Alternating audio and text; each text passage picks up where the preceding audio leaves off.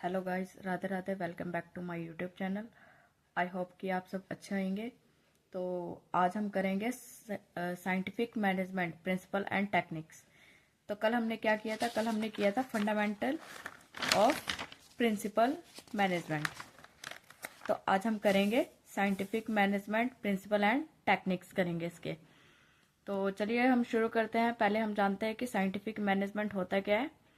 देखिए, साइंटिफिक आपको नाम से पता चल रहा है। साइंटिफिक जैसे हमें कोई काम करना तो साइंटिफिक तरीके से करना, मतलब वैज्ञानिक तरीके से करना। देखिए क्या है scientific management? Scientific management is a theory developed by a F.W. Taylor. It means a managing work scientifically, not by a guesswork.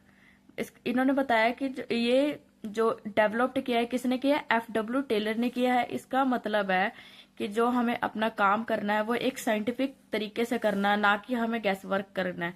जैसे रूल और थंब ना हम मतलब इसका मतलब ये है कि जैसे हम ना सोच सकते हैं, जैसे अगर हमने सोचा कि हाँ हम बैठे बैठे ये काम कर सकते हैं, नहीं, ऐसा कुछ नहीं है। इन्होंने बोला कि हमें उस काम को साइंटिफिक तरीके से करना है। साइंटिफिक तरीके जैसे अगर हम साइंस में देखा जाए तो साइंस में हम एक्सपेरिमेंट करते रहते हैं कि हाँ अगर हमने इस केमिकल को इसमें मिक्स किया तो हमारा रिजल्ट क्या आता है। वैसे ही इन्होंने बताया कि उस काम को हम साइंटिफिक तरीके से करना। देखिए क्या है, the main M is increase efficiency. इनका मेन एम क्या होता है? इंक्रीज इफिशियंसी को इंक्रीज करना और प्रोडक्टिविटी को इंक्रीज करना, corporation between worker and management, और दोनों कॉर्पोरेशन बनाए रखना किसके बीच में? वर्कर के बीच में और मैनेजमेंट के बीच में। तो पहला हमारा पॉइंट क्या है?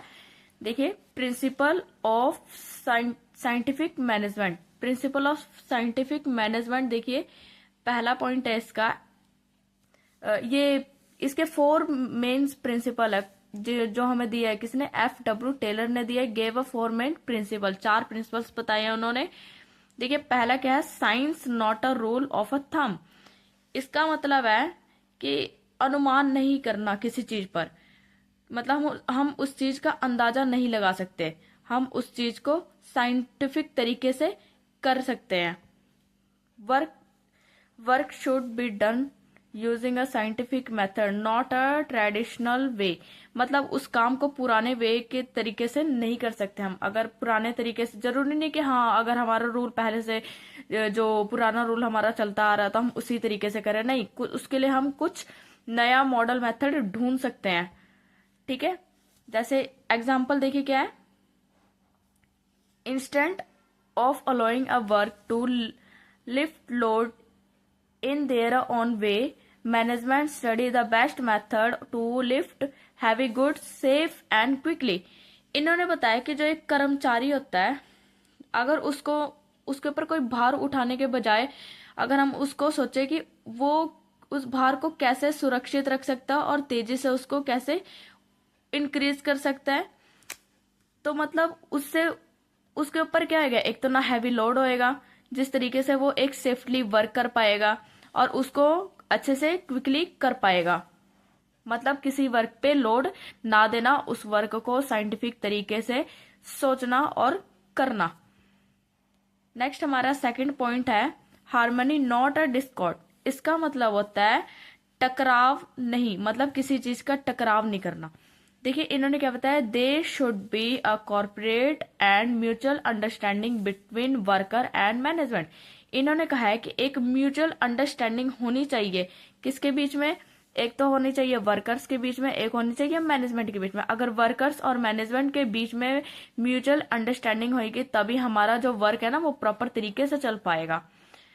ठीक है, जैसे देखिए उदाहरण क्या है इसका? एग्जाम्पल है management provide a purpose proper wages and good working condition and workers perform their duties and honestly. देखिए मैनेजमेंट क्या कहता है? मैनेजमेंट कहता है कि अगर जो वर्कर्स होते हैं ना वो एक वेजेस के लिए काम करते हैं, ठीक है, लेकिन उनका सिर्फ अगर अच्छे कार्य के लिए वो काम करें एक मैनेजमेंट के थ्रू, और तो वो एक वर्कर्स क्या करते हैं? एक पेमेंट के लिए काम करते हैं, तो वो एक मतलब कंडीशन लेके चलते हैं कि हाँ जो वर्कर्स परफॉर्म करें ना वो एक ड्यूटी अपनी हॉनेस्टली करें।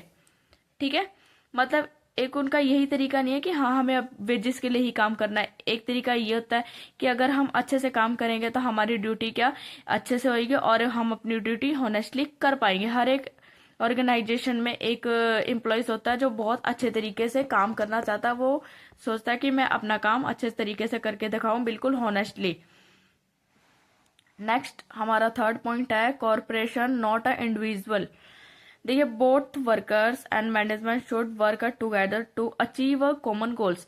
जो हमारे वर्कर्स होते हैं और मैनेजमेंट होता है उनका जो मेन मोटिव, हम स्टार्टिंग से वैसे पढ़ते आ रहे हैं कि हर एक ऑर्गेनाइजेशन में उनका कॉमन गोल्स होता है। कॉमन गोल्स के अलावा ना कोई एक ऐसा वर्क नहीं होता कि जो हाँ करे। जैसे देखा जाए हर एक ऑर्गेनाइजेशन में उनका मेन मोटिव क्या है कि हमें ना मतलब 1000 गुड्स प्रोड्यूस करने हैं मार्केट में, तो वो उनका टारगेट होता है। तो वो उस टारगेट पे क्या करते हैं, वर्क करते हैं। ठीक है, इसका एग्जाम्पल देखते हैं क्या है। एग्जाम्पल है इसमें, देखिए क्या है, workers follow a standard method. जो वर्कर्स होते हैं वो क्या फॉलो करते हैं, एक स्टैंडर्ड मेथड को फॉलो करते हैं। और management support them with training and tools. मतलब मैनेजमेंट क्या कहता है, मैनेजमेंट हमारा कहता है कि जो वर्क मतलब उस काम को मतलब प्रशिक्षित करना, सपोर्ट करना उसको ट्रेनिंग के साथ। नेक्स्ट पॉइंट है हमारा development of each person to his her great test efficiency. इन्होंने बताया कि जो वर्कर्स होते हैं, देखिए क्या, workers according to train according to their ability and skill. Workers को ना उसी तरीके से ट्रेन किया जाता है जितनी उनकी एबिलिटी होती है और जितनी स्किल्स होती है। अब किसी एक वर्कर का काम है कि आपको टेक्निकल वर्क देखना है तो वो टेक्निकल वर्क ही करेगा, क्योंकि उसकी जो क्वालिफिकेशन है, उसकी जो एजुकेशन है, वह सब कुछ टेक्निकल से रिलेटेड है। अगर हमने उनको कहा कि नहीं आपको टेक्निकल वर्क नहीं देखना, आपको मशीनरी का काम देखना है, तो क्या वो कर पाएगा? नहीं, बिल्कुल नहीं कर पाएगा। तो मतलब हर एक वर्कर्स की उनकी अपनी अपनी एबिलिटी होती है, अपने अपने तरीके से देखना। नेक्स्ट इन्होंने एग्जाम्पल क्या लिखा है, a skill worker is give a technical work while a physical strong worker is assigned a mutual task. इन्होंने बताया जो एक स्किल्ड वर्कर होता है वो टेक्निकल वर्क को ही देखता है, और जो एक फिजिकल स्ट्रॉन्ग पर्सन वर्कर होता है ना, तो वो मशीनरी रिलेटेड वर्क देखता है। ठीक है, इनका म्यूचुअल टास्क होता है। तो चलिए हम शुरू करते हैं टेक्निक्स। इसके टेक्निक्स क्या होते हैं, techniques of a scientific management. देखिए जो FW टेलर है उन्होंने ही ये हमें टेक्निक्स दी है और साइंटिफिक भी उन्होंने ही बताया हमें। देखिए Taylor also a suggestion techniques to apply scientist management practically. वो उनका मानना है कि अगर हम जैसे साइंटिफिकली देखा जाए तो उस काम को हम प्रैक्टिकली जरूर करके देखें। तो चलिए शुरू करते हैं। पहला पॉइंट है इसका फंक्शनल फोरमैनशिप। फंक्शनल फोरमैनशिप का मतलब होता है, देखिए instant of one supervisor there are specialist supervisor for a different function. देखिए हर एक ऑर्गेनाइजेशन में ना सुपरवाइजर होता है, तो सुपरवाइजर का काम क्या होता है, सुपरवाइजर हर एक सुपरवाइजर का अपना अपना अलग अलग काम होता है। और कोई सुपरवाइजर अगर वो देख रहा है कि हाँ मेरा काम है कि लोगों को देखना, मैनेजमेंट कैसी चल रही है, हमारे वर्कर्स कैसा काम कर रहे हैं। दूसरे सुपरवाइजर होते हैं वो देखते हैं मशीनरी का काम। ठीक है, दूसरा टेक्निकल सुपरवाइजर होता है। ठीक है, तो वैसे ही सबका अपना अपना अलग काम होता है। देखिए एग्जाम्पल क्या है, वन सुपरवाइजर चेक क्वालिटी। जैसे एक सुपरवाइजर क्या चेक करता है, वो क्वालिटी चेक करता है, और अनदर जो दूसरा सुपरवाइजर है क्या करता है, वो प्लान कर रहा है, plan work, and another maintain a discipline. जो दूसरा सुपरवाइजर है क्या कर रहा है, प्लान कर रहा है कि हाँ हम किस अकॉर्डिंग वर्क कर सकते हैं, हमारा इंक्रीज वर्क कैसे होएगा। और जो तीसरा है वो क्या कर रहा है, डिसिप्लिन को मेंटेन कर रहा है। नेक्स्ट है हमारा स्टैंडर्डाइजेशन एंड सिंप्लीफिकेशन। सिंप्लीफिकेशन और स्टैंडर्डाइजेशन क्या होता है, worker worker should be standardize to reduce wastage and increase efficiency. जो स्टैंडर्डाइजेशन और सिंप्लीफिकेशन ये हमें ये बताता है कि जो हमारी ज्यादा से ज्यादा मैनेजमेंट में या प्रोडक्शन में वेस्टेज क्या हो, कम से कम हो, और इंक्रीज क्या हो, सबसे ज्यादा इफिशिएंसी इंक्रीज हो। जैसे एग्जांपल देखिए क्या है, एग्जांपल है using the same size tools and machine for a similar task in the factory. देखिए हमारे जो देखा जाए, हम किसी भी ऑर्गेनाइजेशन में जो हमारी मशीनरी होती है ना, तो वो किसी एक ही टास्क के लिए यूज किया जाता है। अब ये तो नहीं है कि हाँ हर एक ऑर्गेनाइजेशन में हर एक चीज के लिए अलग अलग मशीन हो, नहीं, ऐसा बिल्कुल नहीं है। वो ऐसी ही मशीनरी परचेज करते हैं कि उसी मशीनरी से उनका सारा काम आसानी तरीके से हो सके। ठीक है, मतलब उसके लिए अलग अलग मशीनरी परचेज ना करनी हो। नेक्स्ट हमारा है मेथड। मेथड देखिए क्या आता है, मेथड स्टडी। मेथड स्टडी का मतलब होता है finding the best possible way to do a job. मतलब फाइंडिंग मतलब खोज करना। फाइंडिंग मतलब खोज करना किसी चीज की। जैसे काम करने का सबसे अच्छा तरीका क्या हो सकता है, देखिए क्या है example, studying the best way to pack goods to save a time and effort. इन्होंने बताया कि समय और मेहनत से बचने के लिए सामान को पैक करना अच्छे तरीके से, तो इससे क्या हो रहा है, हमारा टाइम सेव हो रहा है। नेक्स्ट पॉइंट है हमारा मोशन स्टडी। मोशन स्टडी क्या होता है, मोशन स्टडी का मतलब होता है, देखिए reducing unnecessary movement of worker. मतलब रिड्यूसिंग मतलब अननेसेसरी। इन्होंने बताया कि जो हमारा कर्मचारी है ना, हमारे कर्मचारियों के आवश्यक गतिविधियों को कम किया जाता है। जो उनकी मतलब जरूरतें होती है उसको थोड़ा कम करना। एग्जाम्पल क्या है, placing tools near the workers to avoid extra walking. इन्होंने बताया कि जो हमारे ज्यादा से ज्यादा टूल्स चलने वाले हैं ना, जैसे हमारे मशीनरी होगी, औजार्स हो गए, उसी उसी को लेकर कर्मचारियों उन वो सब चीजें ना, मतलब कर्मचारियों के पास रखना, वो सब चीजें उनके पास होनी चाहिए। अब ये तो नहीं है कि हाँ एक चीज जैसे आपको पता है जो हमारे छोटे छोटे टूल्स होते हैं, तो वो हर एक ऑर्गेनाइजेशन में हर एक जो वर्कर्स होते हैं उनके पास होना चाहिए। मतलब तो वो सब चीजें उनको अवॉइड कराई जाती है कि हाँ आपको ये सब चीजें होनी चाहिए। अब ये नहीं है कि हाँ वो अगर एक एक चीज उनके पास नहीं होगी तो वो दोबारा जाएंगे कहीं और से लेके आएंगे, तो इससे क्या होगा, टाइम भी वेस्ट रहेगा वर्कर्स का। नेक्स्ट हमारा है टाइम स्टडी। टाइम स्टडी का मतलब क्या आता है, टाइम स्टडी ऐसे वैसे नाम से पता चल रहा है, अपने जैसे हम स्टडी भी करते हैं तो हम टाइम टेबल के अकॉर्डिंग ही करते हैं। तो टाइम स्टडी का मतलब क्या होता है, determine the standard time required to complete a task. मतलब एक टास्क को पूरे टाइम पर कंप्लीट करना। ठीक है, देखिए एग्जाम्पल क्या है, finding that a one worker can produce a 50 unit in 8 hours under a normal condition.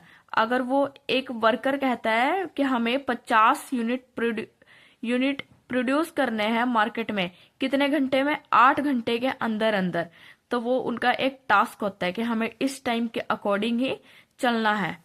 ठीक है, नेक्स्ट पॉइंट है हमारा डिफरेंटेशन पीसेस वेज सिस्टम।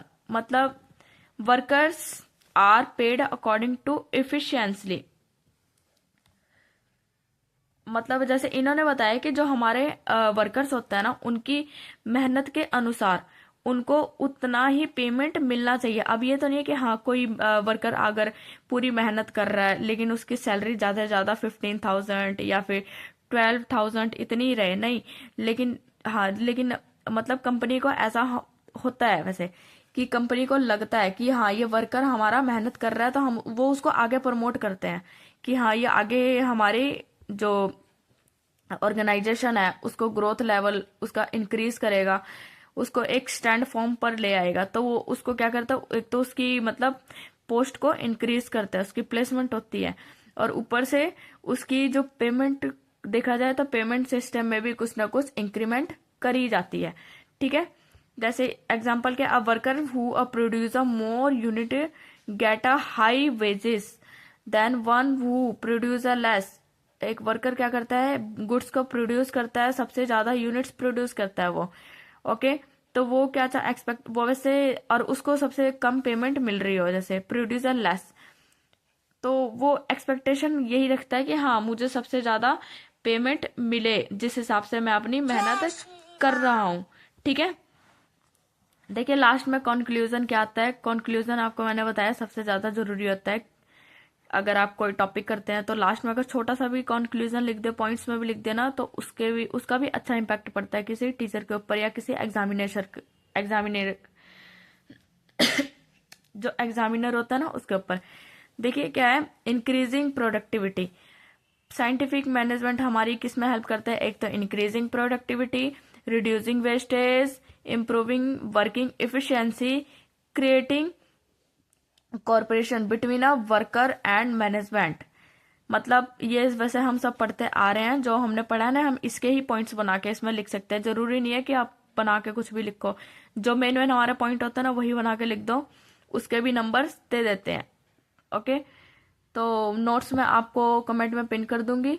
अगर आपको वीडियो अच्छी लगी हो तो like, subscribe and share. Thank you, have a nice day.